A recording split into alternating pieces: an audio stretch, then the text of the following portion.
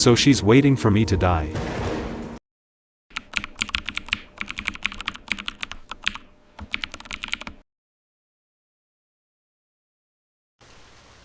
The last thing Daniel Reeves remembered was answering his phone. He had been driving back from work through a quiet stretch of road outside Glasgow when his friend, Elliot, called him. "Mate, where are you?" Elliot asked. "I need you to swing by. Something urgent came up." Daniel sighed. The rain was getting heavier, and the road shimmered under his headlights. "All right, give me 10 minutes." He made a U-turn on the wet asphalt, and that was when the headlights appeared. There was a blinding flash of white. The scream of tires. The crunch of twisting metal.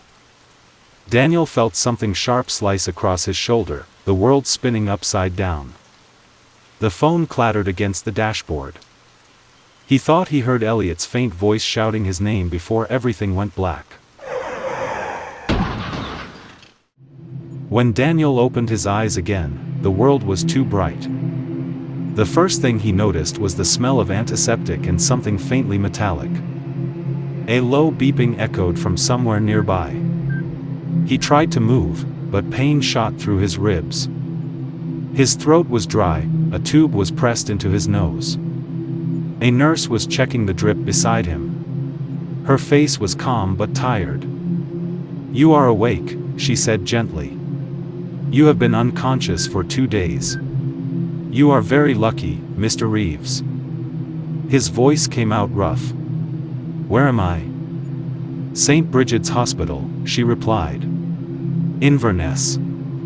She told him about the concussion, the broken ribs, the mild internal bleeding. "You will recover," she said kindly, before walking away with the soft squeak of her shoes. Daniel lay there, staring at the ceiling, the rhythmic beep of the heart monitor matching his pulse. Outside his room, a patient coughed, another groaned behind a curtain. Somewhere far off, a nurse laughed faintly, and then silence swallowed it again. The night settled in like a weight pressing down on his chest. That night, something woke him. He was half asleep when a chill crept through the room. The soft hiss of the oxygen machine faltered. He turned his face toward the door, and froze. A woman was standing at the foot of his bed. A nurse. She wore a crisp white uniform and an old-fashioned cap. Her posture was perfect, her hands folded neatly in front of her apron. Her skin was pale, almost translucent under the dim light. "Excuse me," Daniel whispered, his voice trembling. "Could you help me get some water, please?" The nurse did not reply. She simply watched him. Her eyes were dull, distant, not angry, not kind, just hollow. Daniel blinked, turned briefly toward the glass of water by the bed, and when he looked back, she was gone. He pressed the call button, heart pounding. Within moments, a younger nurse rushed in. "What is it, Mr. Reeves?" "There was someone here," he said, trying to steady his breath. "A nurse. Standing right there." She frowned. "No one is on night duty in this ward except me." "But she was wearing white," Daniel insisted. "Old uniform, like from decades ago." The nurse hesitated, a flicker of unease crossing her face. "No one wears those here anymore." The next morning, Daniel mentioned it to his doctor. The man smiled politely. "Hallucinations after trauma are not uncommon," he said. "Painkillers can make the mind see strange things. You should rest, Mr. Reeves." Daniel nodded, but deep down, he knew what he saw. It was not a dream. 3 nights later, the same chill filled the room. The hallway light flickered.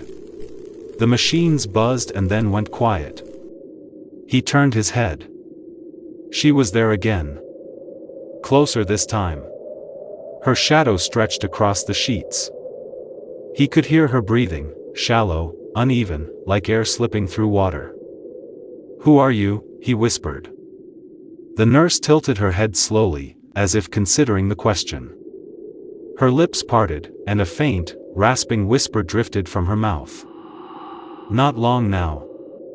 Daniel stared at her, then looked up at the ceiling, trying to make sense of what she meant. Not long now? Not long for what? When he looked back, she was gone. 3 days later, a new nurse was assigned to his ward, an older woman named Nurse Agnes. She had gray hair tied neatly in a bun, warm eyes, and a calm presence that reminded him of his grandmother. From the first day, she seemed to watch over him closely. She checked his vitals more often than the others, sometimes pausing by his bed a moment longer, as if quietly observing his fear. On the third day, she finally spoke. "You look like you have seen a ghost," she said softly. Daniel managed a weak laugh. "Maybe I have." "Tell me," she urged. He told her everything, the nurse in white, the whisper, the way she appeared and vanished like a shadow that refused to leave. Agnes was silent for a long time. Her face softened with something between pity and dread. "So she still comes around then," she murmured. "Who?" Daniel asked. Agnes looked out the window at the falling rain. Her name was Margaret Holloway. She worked here many years ago, the night nurse. She was kind. Never left a patient unattended. But one winter, she caught pneumonia walking home in a storm after a double shift. She died 3 days later, in this ward. Daniel swallowed hard. "Then what is she doing here now?" Agnes' voice dropped to a whisper. "People say she never left. They say she still checks on patients, but only the ones who will not make it through the night. So she's waiting for me to die." Agnes adjusted his IV, her hands trembling slightly. "You are alive now, Mr. Reeves. Keep it that way."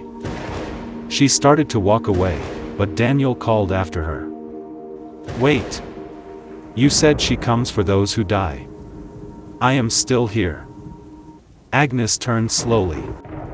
Her eyes were dark, filled with something unspoken. "Yes," she said softly. "That is what frightens me. Because when she cannot take someone, she finds another to take her place." 2 weeks later, Daniel was discharged. His ribs still hurt, but the doctor said he was recovering well. As the nurse wheeled him down the corridor, he passed his old ward. The curtains around his former bed were drawn. Behind them, he saw a frail old man lying still, oxygen mask strapped to his face. Daniel's heart clenched. The man looked too weak to fight. He said a silent prayer that the patient would survive bed 3, the same bed he once occupied. Through a narrow gap between the curtains, Daniel caught a glimpse, just for a second, of a woman in white, standing perfectly still beside the man's bed. He leaned forward, trying to see more clearly. For a moment he thought it might be Nurse Agnes, but no, she was at the far end of the room, adjusting another patient's chart. When he looked back, the figure was gone. At the exit, the automatic doors slid open. A cold gust brushed his face. And from somewhere deep in the ward, faint and familiar, came a whisper carried on the air. "Not long now."